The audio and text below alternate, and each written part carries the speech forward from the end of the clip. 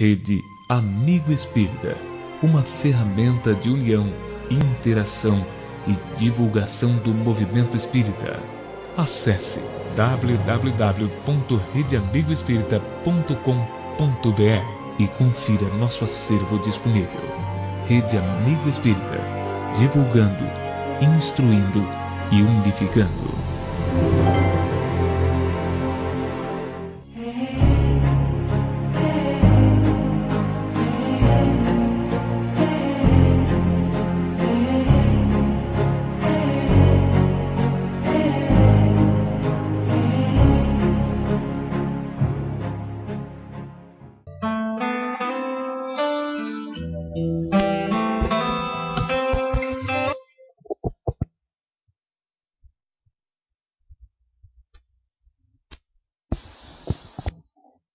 Boa noite a todos.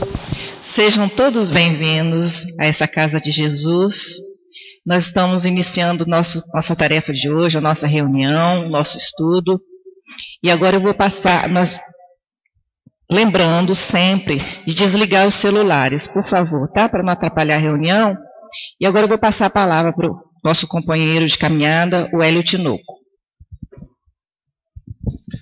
Boa noite, meus companheiros. Vou fazer a leitura preparatória, mas antes eu queria agradecer à Rede Amigo Espírita por disponibilizar esse espaço de transmissão dessa palestra ao vivo, né, para todo mundo aí.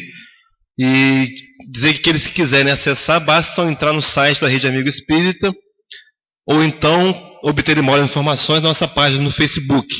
Lembrar também que essa palestra, como as demais que foram gravadas, estão disponíveis no nosso canal do YouTube, através da Rede Amigo Espírita. Então, agradecer aí a Rede Amigo Espírita por essa oportunidade. Vamos ler, companheiros, no livro Palavra de Vida Eterna, Francisco Cândido Xavier, pelo Espírito de Emmanuel, a lição de número 6, No Rumo do Amanhã. Diz assim o texto evangélico de Marcos, capítulo 8, versículo 36. Pois que aproveita o homem ganhar o mundo inteiro e perder a sua alma. Palavra de Jesus. E o comentário de Emmanuel. Lembra-te de viver conquistando a glória eterna do Espírito. Diariamente retiram-se da terra criaturas cujo passo se imobiliza nos angustiosos tormentos da frustração. Estendem os braços para o ouro que amontoaram, contudo, esse ouro apenas lhes assegura o mausoléu em que lhes guardam as cinzas. Alongam a lembrança para que o nome em que se ilustraram nos eventos humanos, todavia, quase sempre a fulguração pessoal de que se viram objeto apenas lhes acorda o coração para a dor do arrependimento tardio. Contemplam o campo de luta em que desenvolveram transitório domínio, mas não envergam senão a poeira da desilusão que lhes soterra os sonhos mortos.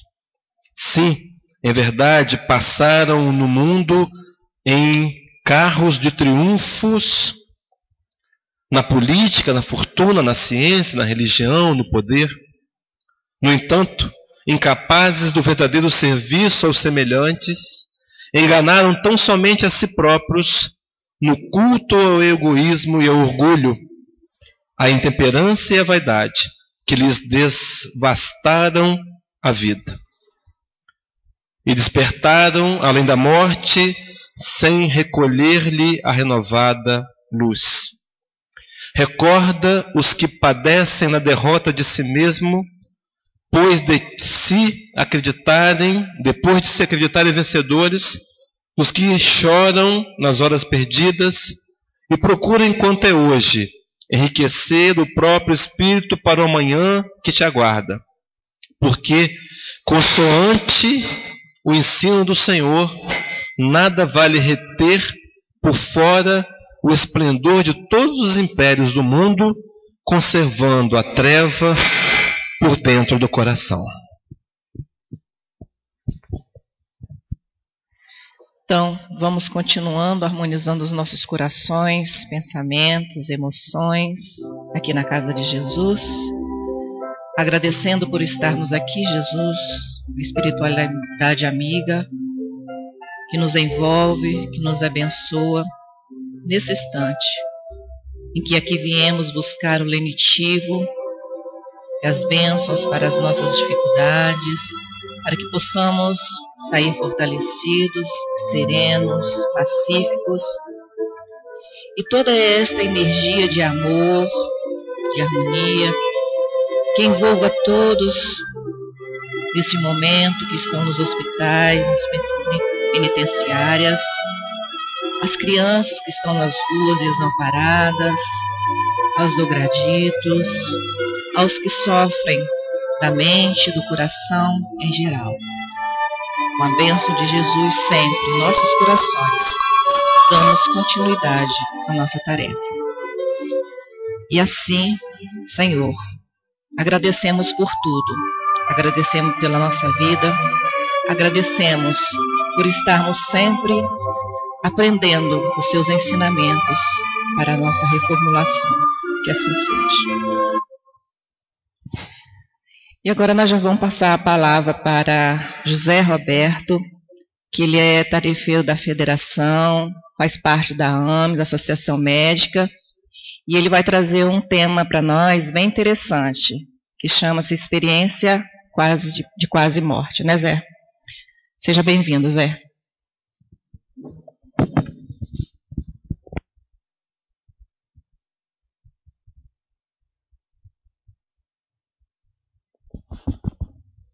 Boa noite a todos. Agradeço o convite de estar mais uma vez aqui. Estou virando freguês, né? Agradeço a Deus por essa oportunidade, né, de falar desse assunto. E quando a gente também lê um pouco, a gente aprende, e isso é muito importante para a nossa vida, porque é um assunto muito importante, atual. Hoje talvez seja a experiência de quase morte. Não sei se todos vocês conhecem, né? Eu já vi em revistas, jornais, ou mesmo na televisão, falando sobre esse assunto. É um dos instrumentos mais importantes hoje da ciência para mostrar que a consciência ou mente, ela não é um produto do cérebro. Ela sobrevive à morte do corpo físico. Então, hoje, é um instrumento mais perto da ciência para provar isso.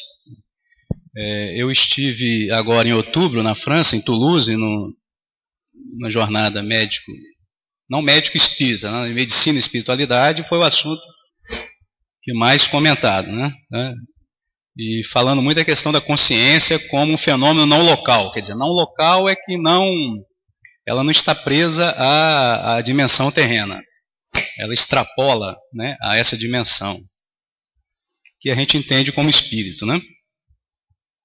Nós vamos falar um pouquinho, é um assunto que eu tenho há muitos anos lido, né, sobre ele, a gente lê um pouquinho, mas tem muita coisa na internet, muita gente fazendo pesquisas sobre isso, muitos estudos, cada vez mais, milhões de pessoas já passaram por essa experiência, e eu vou falar um caso assim que é um dos mais chocantes assim e que mais questionam, né, a própria ciência, que é o caso do Dr. George Rodonaya, ele médico russo que na década de 80, né, do século passado, ele foi atropelado por um carro em Tbilisi, na capital da Geórgia. Na época era a União Soviética, né? Vocês lembram que a Rússia, né, dominava vários países ali, tinha o Império Russo, que era a União Soviética, chamava. A Ucrânia, Geórgia, que hoje são independentes, na época eram dominados pela Rússia, era a União Soviética. Ele na época era médico, né, patologista do sistema nervoso, era a sua área de especialização, e ele era contrário ao regime comunista, e ele era perseguido, era uma pessoa perseguida pelo regime comunista. E o sonho dele era sair dos Estados Unidos, sair da Rússia e para os Estados Unidos. E ele foi atropelado em Tbilisi, foi atendido, recebeu o atendimento, foi levado para o hospital e foi considerado morto. Teve o diagnóstico de morte. E naquele país, o indivíduo que morre de morte violenta, né, ele vai lá para o necrotério, que é uma geladeira, né, onde ficam os corpos, para depois ser realizada a autópsia.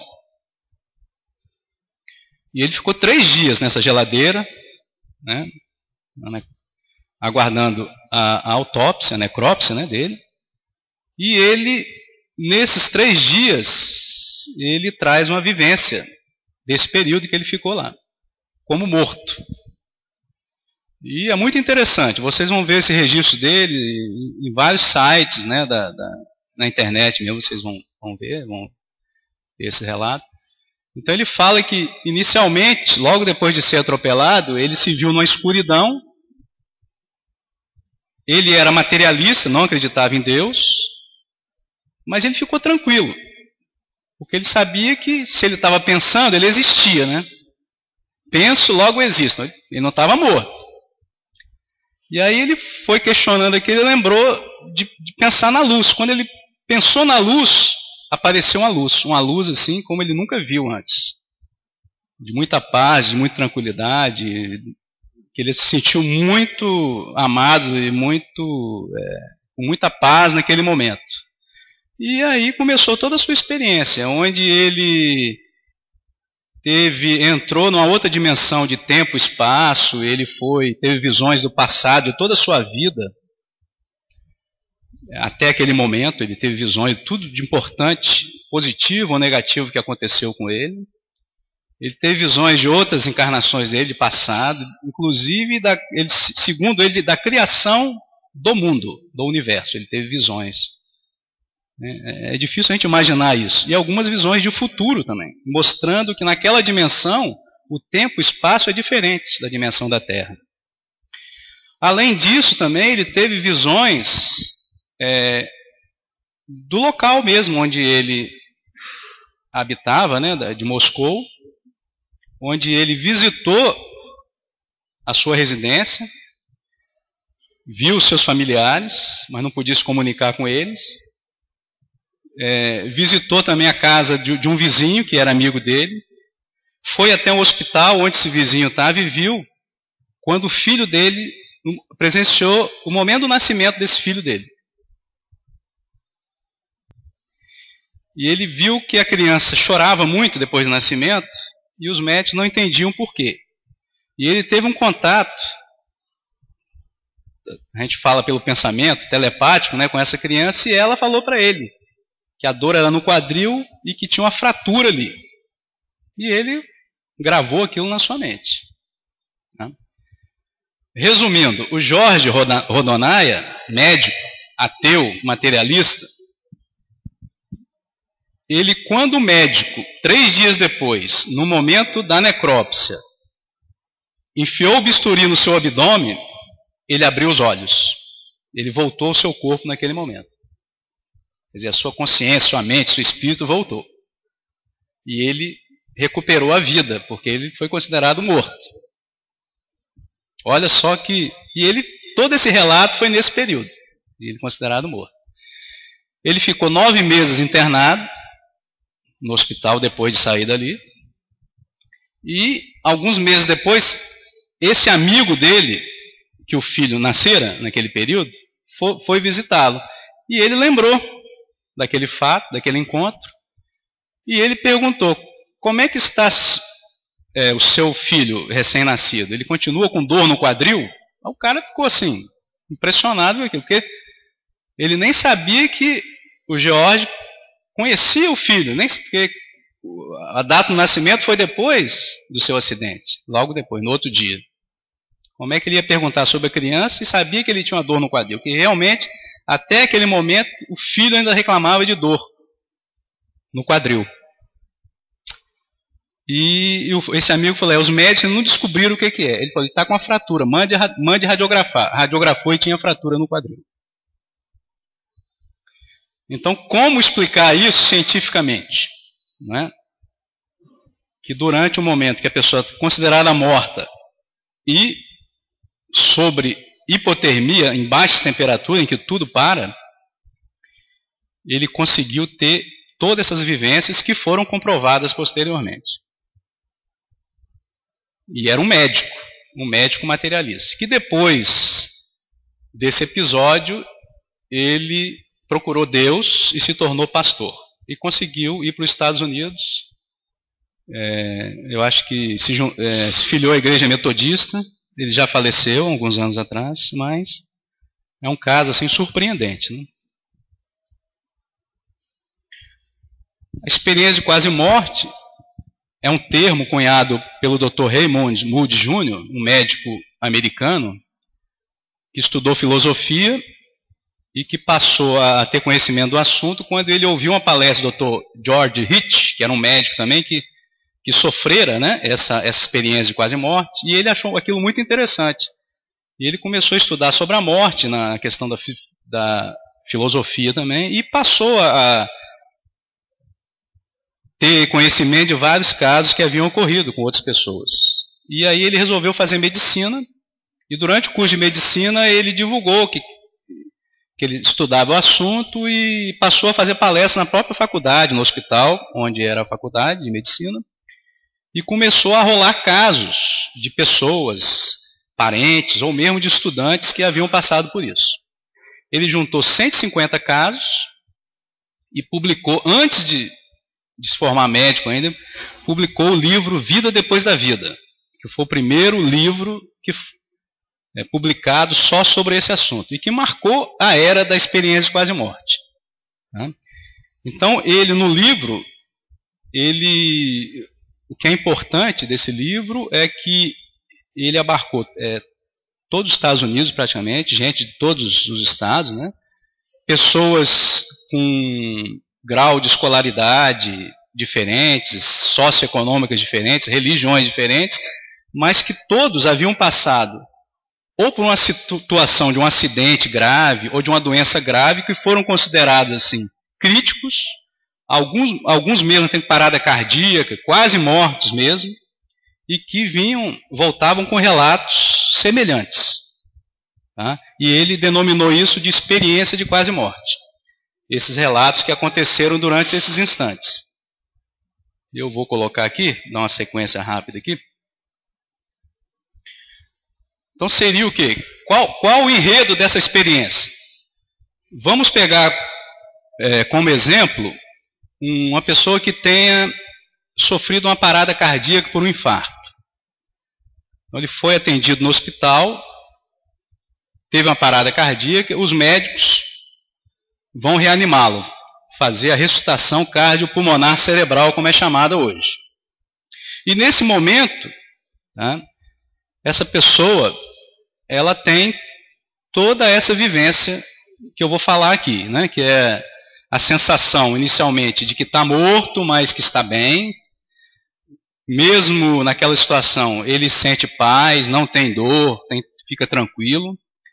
Tem experiência fora do corpo, em que ele se vê naquele ambiente hospitalar, ele vê o seu corpo sendo atendido pelos médicos, e ele está numa posição acima, como se fosse no teto daquela sala, vendo tudo que está ocorrendo. Isso é uma das etapas da experiência quase morte. Tem a experiência do túnel também, que ele se vê no local escuro, alguns falam túnel, buraco, qualquer que seja a denominação, mas a maioria é túnel mesmo, e que nesse túnel, eles veem no fim dele uma luz, e eles são direcionados para essa luz, numa velocidade surpreendente. E nesse trajeto, nesse caminho, eles encontram com outras pessoas falecidas que eles conheciam, né, que já faleceram, ou outras pessoas também que estão caminhando nesse túnel, né, na mesma jornada ali. Ou então alguns falam que encontraram santos, dependendo da religião, eles interpretam da maneira deles. Né? E o objetivo é atingir a luz que os atrai. E diante desse ser de luz, que alguns falam que é Deus, outros Jesus, outros dá o nome de uma entidade, né, de outra religião também importante para eles, né? Isso depende muito da cultura religiosa de cada um. Eles se sentem muito bem. Alguns falam apenas que é luz mesmo, ser de luz. E nessa luz eles se sentem muito bem. É uma luz que não fere seus olhos, é uma luz que eles se sentem como se estivesse dentro deles e ao mesmo tempo eles dentro dessa luz. E onde eles sentem assim, um amor que eles não conseguem definir. Um amor que eles nunca tiveram algo semelhante aqui na Terra. A sensação de bem-estar é muito grande, eles desejam ficar ali, né? E alguns ainda têm a experiência da recapitulação da vida, onde diante desse ser de luz eles veem um filme da sua vida passando.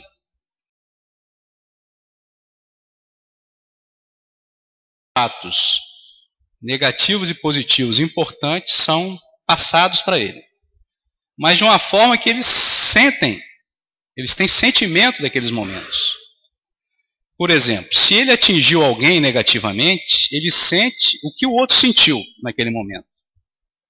Então é um momento de muito aprendizado. Todos que alcançam essa situação na experiência, eles voltam transformados, né? Alguns têm visão de uma barreira, de um limite desse mundo para outro mundo. Geralmente são visões boas, de mundos melhores. E todos praticamente não querem voltar. Querem permanecer na experiência. Mas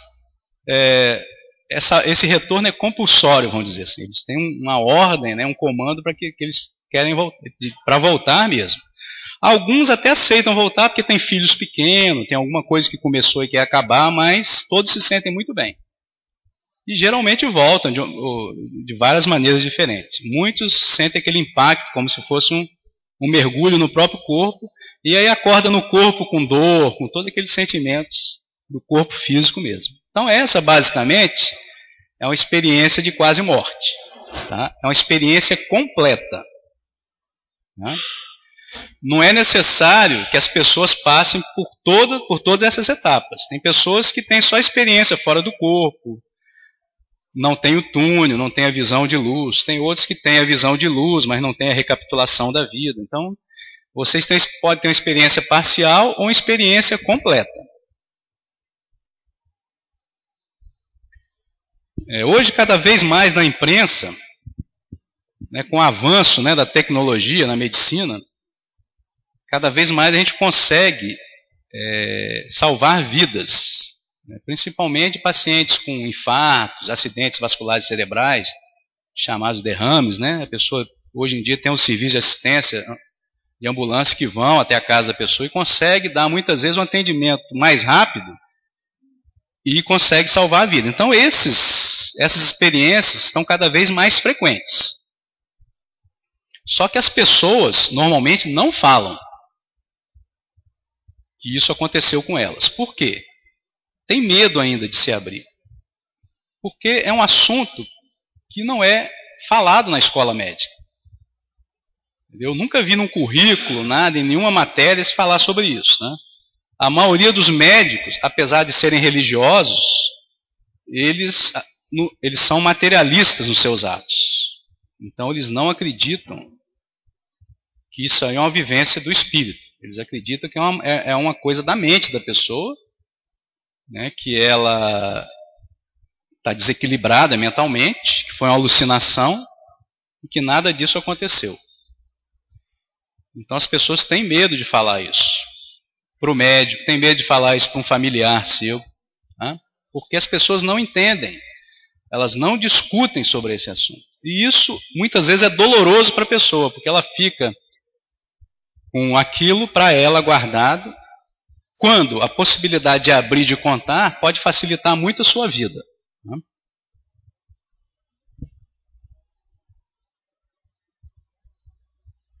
Aqui eu coloquei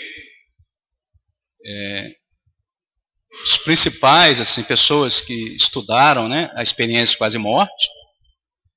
Doutora Elizabeth Kubler-Ross, no alto à esquerda, que foi uma tanatologista, uma médica especialista na morte, né? Que escreveu vários livros sobre experiência de quase morte, já desencarnada. Dr. Michael Sabin, cardiologista americano, tem alguns livros escritos sobre o assunto. Dr. Kenneth Ring, que é um psicólogo ali embaixo à direita, foi presidente da Associação Americana de Experiência Quase Morte, também muitos livros sobre o assunto. Dr. Melvin Morse, que é um pediatra americano, que foi o primeiro, começou a descrever sobre as experiências de quase morte em criança. É interessante que em criança as experiências são mais frequentes do que nos adultos. Nos adultos, cerca de 20 a 30% das pessoas que passaram por uma doença grave ou uma situação, um acidente grave, eles têm experiência de quase morte. Na criança, isso chega a 70%.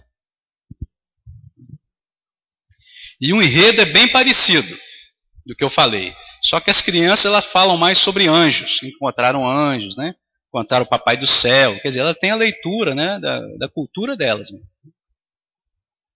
E no centro, o Dr. Bruce Greyson, que é um psiquiatra americano, que é hoje em dia quem mais escreve cientificamente sobre o assunto. Tem várias publicações em revistas importantes no mundo. Tá?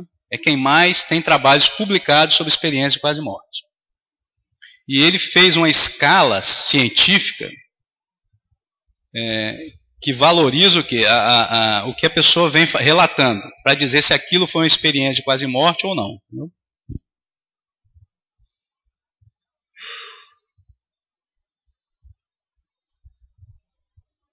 Isso aí é tipo os padrões que você pode ter. Como eu falei, uma experiência inicial é aquela experiência que não tem aquele roteiro completo, né? Geralmente a pessoa tem a sensação de paz, experiência fora do corpo, mas para por aí. Então é experiência parcial, mas é uma experiência quase morte. Tem também as experiências desagradáveis, que vão de 10 a 12%. São pessoas que geralmente ou que tentaram a morte por suicídio, ou aquelas pessoas com aquela religiosidade muito radical, que acredita em céu, inferno. Então, com mais frequência, essas pessoas podem ter experiências desagradáveis, de muita escuridão, de medo, pelo menos no início. Mas, normalmente, o final da experiência é sempre positiva e transformadora. A experiência agradável é aquela que eu falei, né? Dei o exemplo, a pessoa se sente muito bem, e ela vai bem durante toda a experiência, e a transformação que ela tem é positiva. E tem a experiência transcendental. A do Jorge Rodanaia é uma experiência transcendental, porque além da experiência normal, ele tem visões de outras realidades, de outras dimensões da vida, de passado e de futuro. Vocês vão perguntar, como é que isso acontece? A pessoa vê o futuro. Tem já vi vários relatos disso, mas tem um que foi até filme, chamado Salvo pela Luz.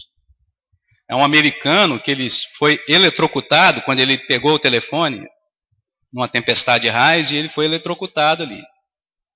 E ele passou por uma experiência quase morte. Foi dado como morto também. E ele teve visão do futuro. Ele estava nos Estados Unidos na década de 70 e ele viu o Reagan como presidente, Ronald Reagan. Não sei se vocês lembram, o Ronald Reagan era ator de cinema, né? Cowboy, né? Não é isso? Ninguém imaginaria que ele fosse presidente da República. E ele veio trazendo essa informação. O pessoal falou, esse cara é doido. E alguns anos depois, Ronald Reagan concorreu pelo Partido Republicano e ganhou a presidência da República. E ele trouxe essa informação que ele viu na sua experiência.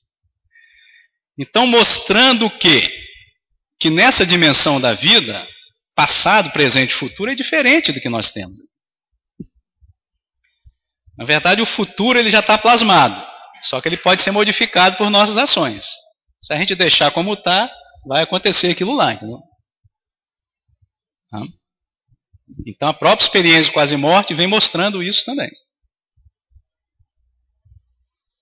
Quais são as explicações para essas experiências? Nós temos explicações psicológicas, fisiológicas e transcendentais, ou vamos dizer assim, espirituais, né? Psicológicas é que isso aí seria um produto da mente, né? Deixa eu botar aqui.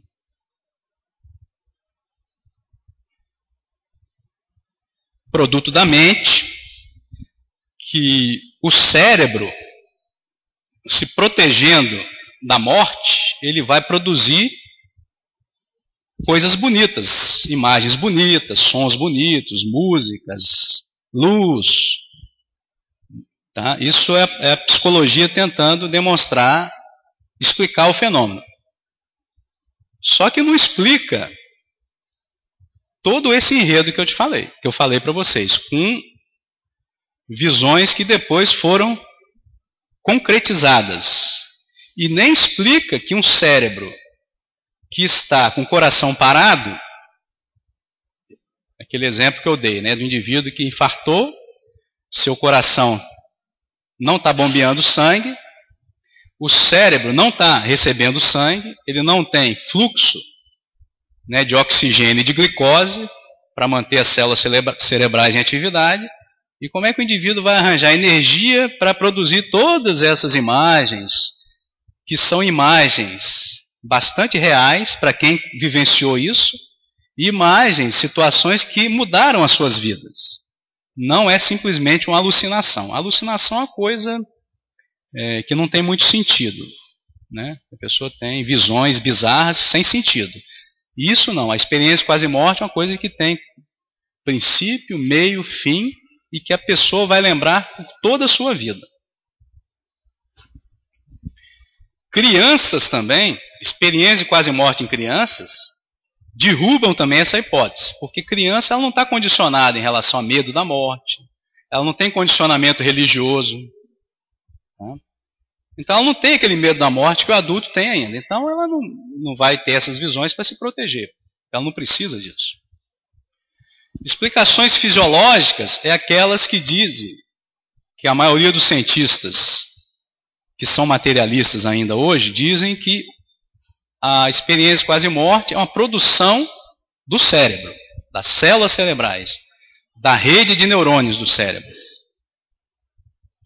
Que esse trauma da morte liberaria substâncias no cérebro que produziriam todos esses fenômenos. Seria por uma redução do oxigênio no cérebro, ou um aumento de oxigênio no cérebro, ou uma estimulação do lobo temporal durante esse trauma, ou a liberação de substâncias pela glândula pineal, que é 5-hidroxitriptamina. Então tem várias tentativas, evidências, tentando explicar o fenômeno. Só que também não explica que o cérebro que está parado, considerado morto, ele vai ter essa atividade. Então depois eu vou explicar um caso que aconteceu, que a pessoa estava morta, clinicamente morta mesmo. Então isso derruba qualquer conceito dos materialistas, de que a experiência quase-morte é um fenômeno do cérebro, é um fenômeno fisiológico do cérebro. E a hipótese transcendental é que é mais aceita, não pelos cientistas, mas por quem passou pela experiência. Porque todo mundo que passou pela experiência tem uma transformação, que pode ser pequena ou pode ser até de 180 graus. E todos eles vêm transformados e costumam buscar mais a espiritualidade.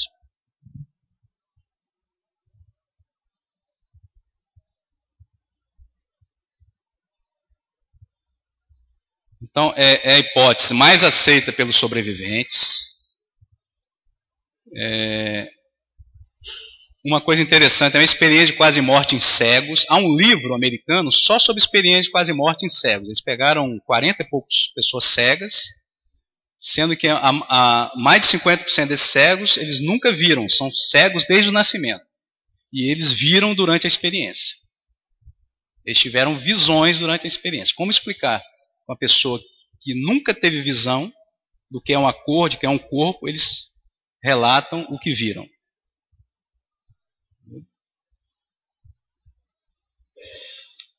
A questão das visões do passado e do futuro, que eu falei, e as transformações que ocorrem nessas pessoas, que eu vou falar depois, mais adiante também sobre isso. O doutor Michael Sabin, aquele cardiologista que eu falei, ele, num dos seus artigos lá que ele escreveu, em 98, ele descreve uma experiência de quase morte numa mulher canadense. Ela era compositora e música canadense, e ela descobriu que tinha um aneurisma no cérebro. Um aneurisma quer dizer uma bolsa, né? Que formada na parede da artéria de sangue ali. E ela pode romper a qualquer momento, esse aneurisma, e causar uma morte súbita. Tá? E era um aneurisma gigante, como eles falavam, e ficava na região posterior do cérebro, mais vital do cérebro dela. Quer dizer, se aquilo ali rompesse, era morte, certo?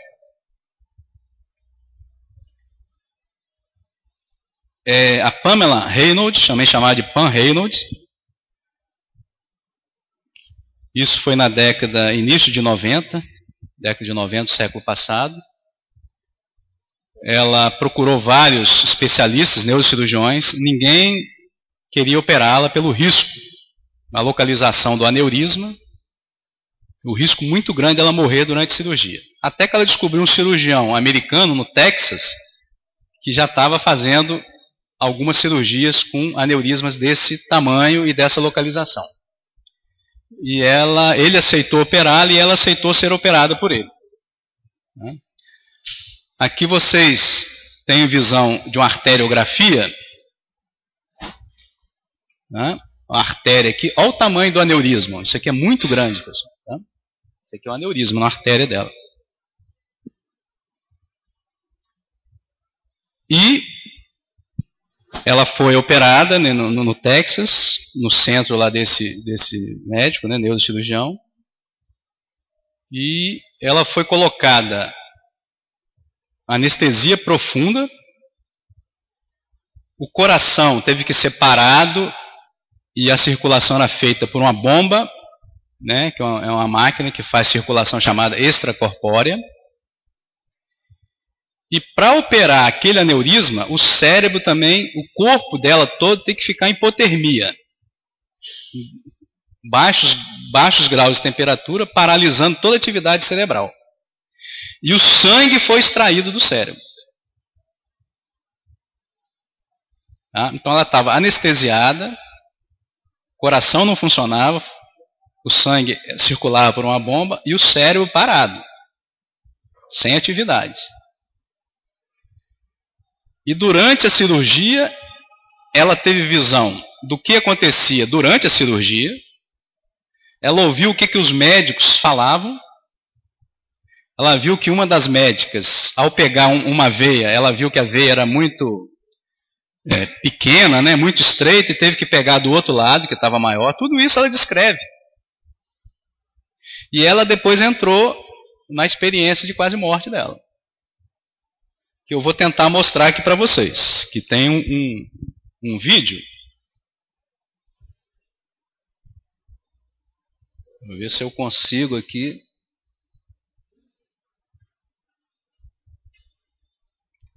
Chamar a assistência técnica aqui, porque é o ESC. Esse ESC, né? Vai dar. Então, aqui, esse vídeo fala um pouco, né, não é o...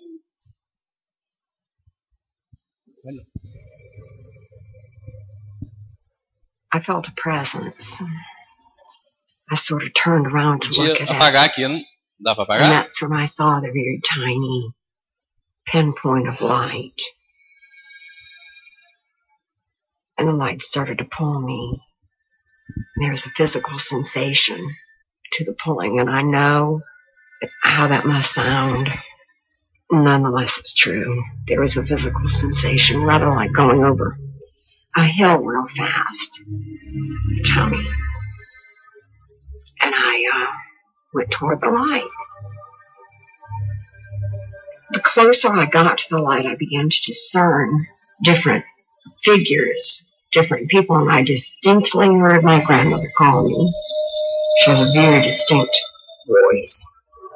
And I immediately went to her. And it felt great.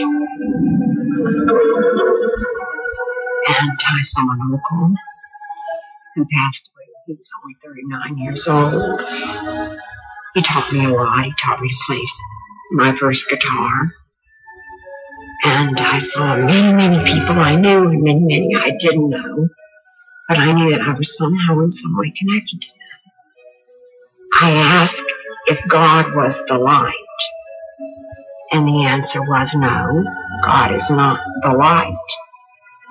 The light is what happens when God breathes. And I distinctly remember thinking, I'm standing in the breath of God.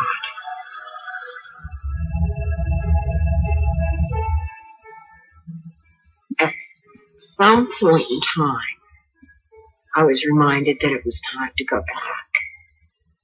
Of course, I had made my decision to go back before I ever laid down on that table. But, you know, the more I was there, the better I liked it.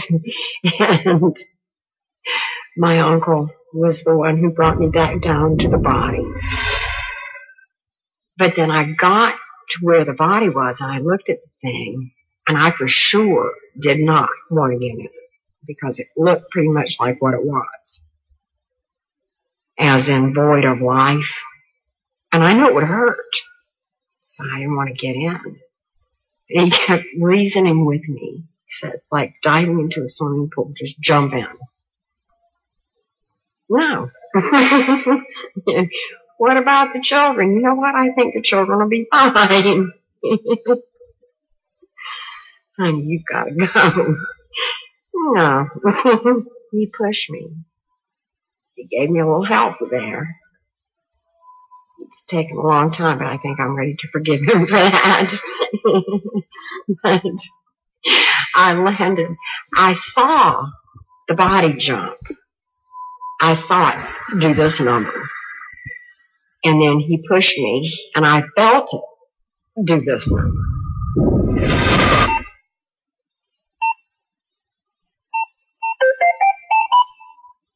This is a classic near-death experience occurring under extremely monitored medical conditions, where every known vital sign and basically every clinical sign of life and death was being monitored at the time. And that's what makes her case so remarkable and so valuable to us. I don't have Esse é o neurocirurgião que operou, materialista. don't know how it's possible for it to happen, considering the physiological state she's in. At the same time, I have seen so many things that I can't explain that I don't want to be so arrogant as to be able to say that there's no way it can happen. O caso de Pam mostra que a percepção e a memória permaneceram coerentes enquanto estava clinicamente morta. Isso sugere a possibilidade de uma separação entre cérebro e mente.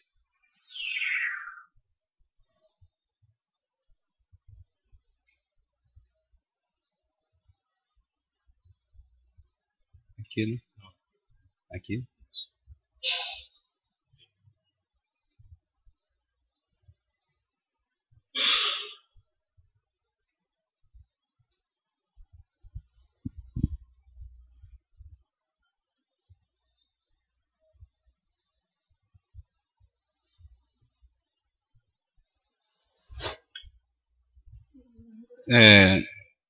Deixa eu só voltar aqui.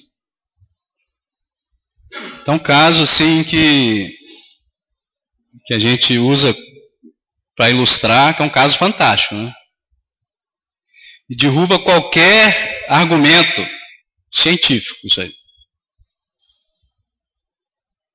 E é interessante como as pessoas, ainda algumas cientistas, tentam tentar explicar isso de uma forma fisiológica ainda. A não ser que eles acham que todo mundo está mentindo, né? Milhões de pessoas no mundo mentindo e que isso nada é real, né? Mas não é só a questão da palavra da pessoa, são fatos depois comprovados, né? Não é questão só de acreditar no que elas falam, são fatos que foram comprovados. Na literatura espírita, a gente não tem muito sobre experiência quase morte, até porque é uma coisa recente, né, de 1975 para cá. Na época que as obras básicas foram escritas, não tinha essa tecnologia da medicina para salvar as pessoas morriam mesmo, então não tinham experiência quase morte, né? Elas não voltavam, né? Elas morriam mesmo. Então, você não tem muita coisa, tá? Nesse livro, A Vida Triunfa, é um livro da Associação Médico Espírita de São Paulo, onde são relatados 45 casos de jovens que foram mortos, geralmente por acidentes ou doenças agudas, né? Mortes assim rápidas, né? Não esperadas, né?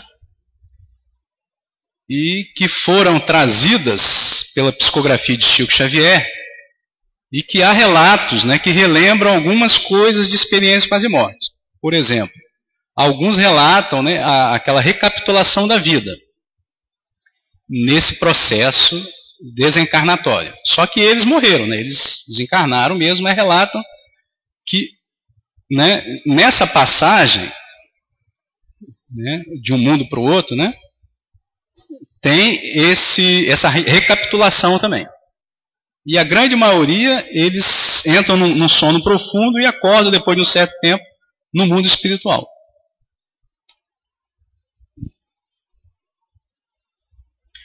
A gente tem no livro dos Espíritos, o que mais se assemelha à experiência de quase morte é a relação do êxtase. Onde os Espíritos falam o seguinte, né? Quando fala sobre sonambulismo, né? Emancipação da alma. Qual a diferença entre êxtase e o sonambulismo? O êxtase é um sonambulismo mais apurado. A alma do estático é mais independente. Continuando, né? O espírito do estático penetra realmente nos mundos superiores? Sim, ele os vê e compreende a felicidade do que os habitam. É por isso que desejariam permanecer neles. Mas há mundos inacessíveis aos espíritos que não estão bastante depurados. Questão seguinte. Quando o estático exprime o desejo de deixar a Terra, fala sinceramente e não retém o instinto de conservação? Isso depende do grau de depuração do espírito. Se ele vê a sua posição futura melhor que a vida presente, faz esforços para romper os laços que o prendem à Terra. Você viu ela falando que queria ficar, mesmo tendo filhos pequenos, não queria voltar. Ela, no início, ficou muito chateada com o tio dela, mas depois ela perdoou. Quer dizer, ela viu outro mundo, viu outra, né, outra realidade mais feliz e quis ficar, né?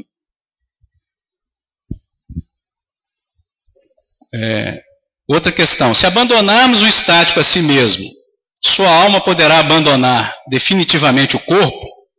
Sim, ele pode morrer, e por isso é necessário chamá-lo, por meio de tudo que pode prendê-lo a este mundo, e sobretudo fazendo-lo entrever que se quebrasse a cadeia que o retém aqui, seria esse o verdadeiro meio de não ficar lá, onde vê que seria feliz. Então, o trazer seria o atendimento médico, né, que ele recebe, tudo isso, né, apesar da sua vontade de ficar.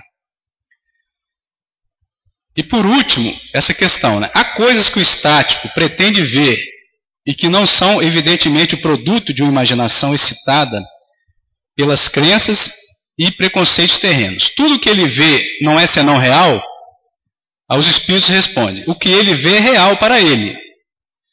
Mas como seu espírito está sempre sob a influência das ideias terrenas, ele pode ver a sua maneira, ou melhor dito, exprimir numa linguagem de acordo com seus preconceitos e com as ideias em que foi criado, ou com as vossas, a fim de melhor se fazer compreender. E sobretudo nesse sentido que ele pode errar, Então, a pessoa também que passa por experiência, ela vai trazer essa informação baseada nas suas crenças, nas suas culturas, no seu entendimento. Ele vai dizer que é Deus, que é Jesus, que é um santo, no que ele tem de conhecimento dele. Então, isso aí bate com essa questão do êxtase. Então, o que encontrei de mais parecido com experiência de quase morte é o fenômeno de êxtase. Tá?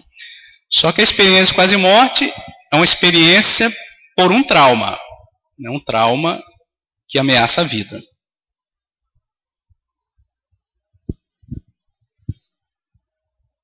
O Dr. Pan Van Lommel é um cardiologista holandês que ele comandou um estudo na Holanda na década de 90 do século passado e que foi publicado numa revista científica de renome. Tá? É o melhor estudo científico sobre experiência de quase morte. Eles, em 10 hospitais da Holanda, eles pegaram assim, 344 pacientes que sofreram parada cardíaca. E desses 344%, eles estudaram e viram quem teve experiência de quase morte. E 12% dos 344, quer dizer, no total de 41 pacientes, tiveram experiência de quase morte. Segundo a escala do Bruce Greyson, que eu apresentei anteriormente. E é muito interessante esse relato dele, que marcou uma posição científica, nos meios científicos, até pela grandeza dessa revista. E ele conta um caso muito interessante. Um dos pacientes, né, que teve a experiência de quase morte, ele sofreu um infarto na rua, numa praça. E ele foi atendido, chamaram a ambulância rapidamente, lá o atendimento é mais rápido, né? Ele conseguiu que o atendesse, fizesse a massagem cardíaca ali mesmo e transportasse, massageando na ambulância até o hospital. E essa ressuscitação continuou no hospital. Foi uma ressuscitação prolongada, de quase 1 hora. Eles tentando reanimar, os médicos já não, quase desistindo, né, da ressuscitação, quase jogaram a toalha e pararam, mas, por fim, eles conseguiram sucesso. Tá? E durante essa viagem dele, da praça para o hospital, e durante aquele atendimento da ressuscitação, ele teve também experiência quase morte. E na semana seguinte, ele já estava no quarto, né, no setor de semi-intensivo, que eles chamam, da unidade coronariana do hospital, e ele viu passar uma enfermeira, né, passando no corredor assim. E ele chamou a enfermeira: "Ei, a senhora, vem cá. A senhora sabe onde estão minhas dentaduras?" Porque quando o paciente tem uma parada cardíaca, precisa ser entubado, ser reanimado, você tem que tirar todos os objetos móveis, né, da cavidade oral, porque corre o risco dele engolir aquilo, não é isso? Ou até ir para o pulmão, dependendo do tamanho. Tá? Então, tiver dentadura, tudo isso é tirado. Tá? E tiraram a dentadura dele e botaram no carrinho da parada, na gaveta. E ele falou: "Ó, foi a senhora que tirou meus dentes e botou na gaveta daquele carrinho." E ela ficou impressionada, porque foi ela mesmo que tinha tirado os dentes dele. E naquele momento ele estava sendo massageado pelos médicos. E o eletrocardiograma era plano. Não tinha circulação. O cérebro estava parado, sem circulação. É mais um caso incrível, né?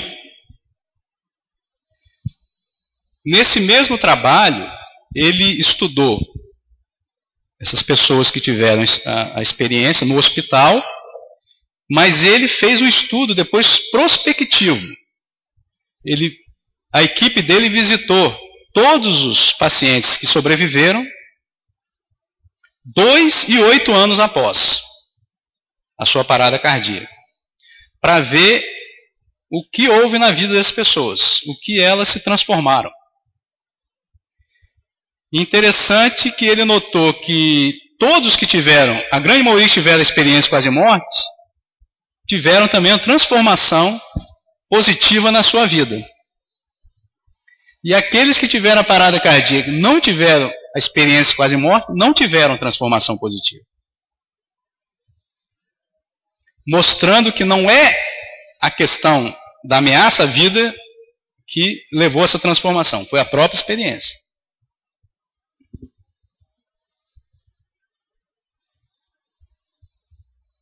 Então, quais são essas transformações? A pessoa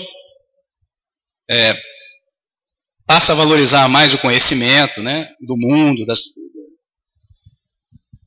passa a ter medo de morte, não se preocupa mais, né, com a morte, mas ao mesmo tempo elas não querem, muitos que tentaram suicídio não pensam mais em suicídio. Elas não têm medo da morte, mas valorizam a vida. São mais responsáveis consigo próprio, com os outros, com a terra, com o mundo em que vivem. Tendências suicidas desaparecem. Elas estão mais ligadas aos assuntos espirituais. Muitas delas mudam de profissão, passam a exercer profissões ou de religiosas ou que vão ajudar outras pessoas, entendeu? Passam a entender que eles são almas, né? Que tem um espírito habitando um corpo, que eles não são só corpo físico. Algumas apresentam curas espontâneas de doenças anteriormente e tem até modificações fisiológicas. Muitas até no aspecto físico, e há assim hipóteses até de que a própria experiência ela muda fisiologicamente o campo eletromagnético do cérebro. Tem pesquisas mostrando que uma grande percentagem de pessoas que tiverem experiência que não tem problema com relógio. Vamos supor, de 10 a 15% as pessoas não conseguem usar relógio. O relógio para, adianta a hora, atrasa. Uma coisa assim impressionante. Algumas têm como se o corpo assim tivesse uma energia, um campo eletromagnético mais carregado e que interfere nos aparelhos eletroeletrônicos em casa, televisão, som.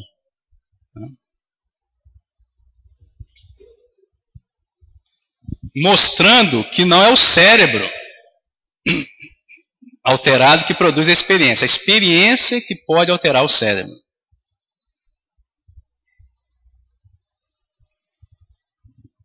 E alteração no funcionamento do cérebro, aquilo que eu falei. Phyllis Atwater, que vocês veem a foto aqui, não é médica, mas ela teve na vida dela 3 experiências de quase morte. E ela virou uma estudiosa do assunto. Ela entrevistou mais de 700 pessoas que tiveram experiência de quase morte. E ela, durante esse estudo dela, essas entrevistas, 21% das pessoas não mostraram assim, tantas transformações, poucas, que ela considerou sem transformações. 60% mudaram significativamente suas vidas, né? Seu comportamento diante da vida, tudo. 19% essas modificações foram radicais. As pessoas mudaram totalmente. Eram outras pessoas. Tanto que a incidência de divórcio em pessoas casadas que tiverem experiência é muito maior do que na população em geral. Porque as pessoas voltam diferentes, elas têm visões diferentes. O seu parceiro não aceita aquela mudança, porque eles se conheceram assim, e é muito difícil essa mudança, né, a pessoa aceitar também.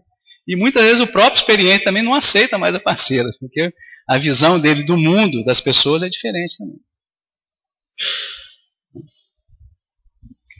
E essa mudança, na maioria das vezes, é dolorosa no início, principalmente para aquelas pessoas que não têm uma ajuda de outra pessoa para conversar sobre a experiência, para falar sobre isso. E ela chama isso de síndrome do retorno ao mundo real, que pode durar até 7 anos. Essa adaptação da pessoa à nova vida. Esse é o Dr. Melvin Morse, que é quem mais entende de experiência de quase morte em criança. Eu tive o prazer de estar com ele em São Paulo e na Bélgica. Ele tem esse livro, né, Transformado pela Luz, em que ele fala, né, que a experiência de quase morte modifica as forças eletromagnéticas que cercam os nossos corpos e cada um de suas células. Uma enorme quantidade de energia é liberada durante uma experiência de quase morte. Essa energia é gerada internamente e provavelmente alcança o seu pico quando a pessoa é banhada pela luz e é vertida pelo lobo temporal direito, que é modificado pela experiência. Então ele está colocando uma hipótese que quando o indivíduo ele chega àquela situação de estar diante da luz, ele é carregado eletromagneticamente, energeticamente, e ele volta diferente. E isso principalmente no lobo temporal direito. Aí é interessante que pessoas que voltam, né, da experiência quase morte, quando você faz um eletrocefalograma, você vai ver alterações no lobo temporal direito, semelhante a pessoas epiléticas, mas a pessoa não tem epilepsia.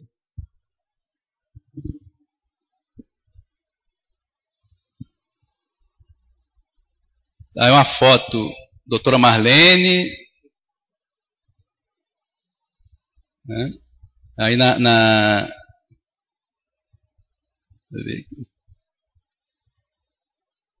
Dr. Melvin Morse, sua esposa e filha, isso aí na jornada na Bélgica. Tive o prazer de dividir a mesa com o Dr. Melvin Morse.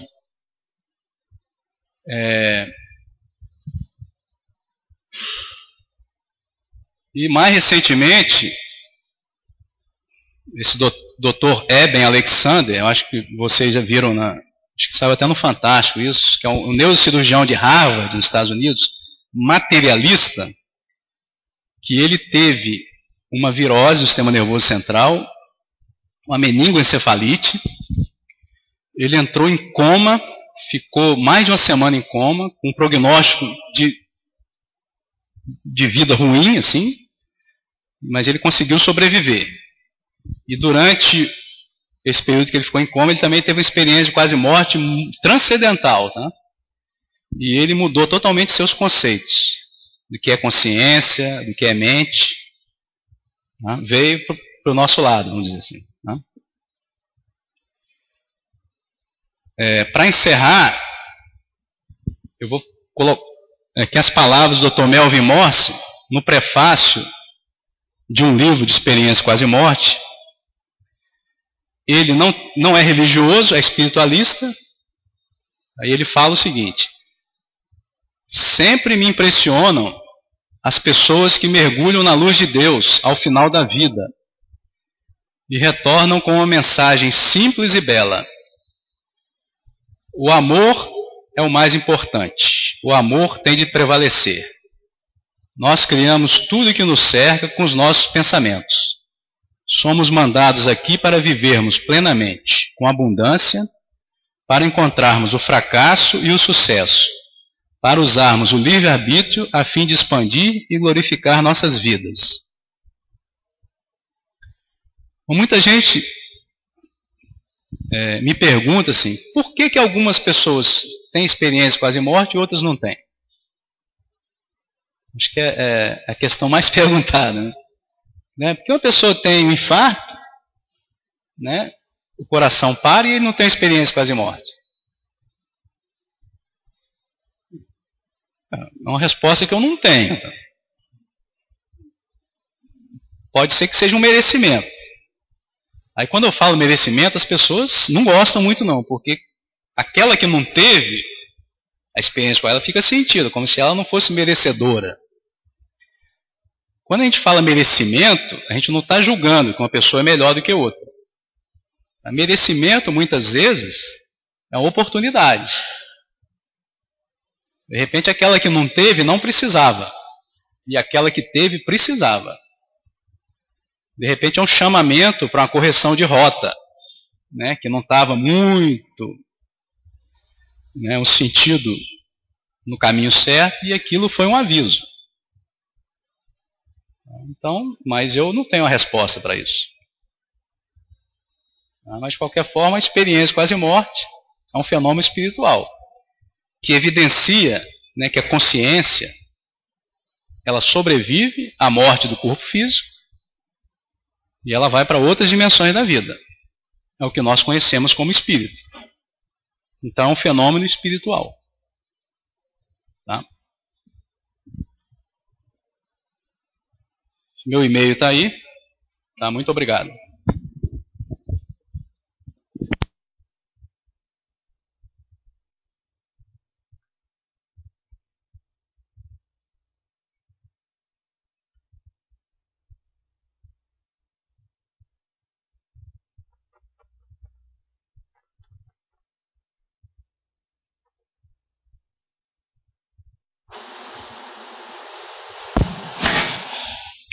Zé, muito obrigado por essas elucidações maravilhosas. Viu, gente? Não precisa ter medo de desencarnar, não, tá? Só a gente fazer a nossa parte aqui. Agora nós vamos fazer a prece final, a qual o Hélio vai nos conduzir. Fechemos nossos olhos, companheiros. Mentalizemos em Jesus nossos pensamentos. Vamos agradecer ao nosso amigo, maior amigo, esse Nazareno, caridoso e carinhoso. Obrigado, Jesus, por essa noite, pela oportunidade dessas informações. Agradecemos e rogamos pelo companheiro José Roberto, que ele possa continuar sendo amparado pelos amigos espirituais dos seus estudos, e que possa fazer esse link entre a medicina, a ciência e a religiosidade. Muito obrigado, Senhor, por essa oportunidade reencarnatória, porque nós podemos nessa ocasião encontrar com o Espiritismo e que nos apresenta essa aliança entre a ciência e a religião. Obrigado porque nós podemos te encontrar de novo, Jesus, e podemos, além de te sentir, entender.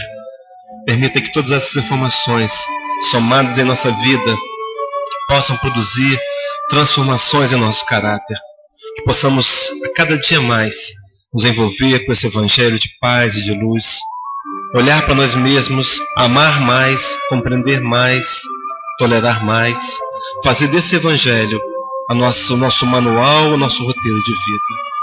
Agradecemos pelos companheiros que aqui estamos reunidos nessa casa de Bezerra de Menezes, e cada um de nós possamos sair daqui mais crentes, com a fé renovada de que a vida continua, de que nossos espíritos são imortais.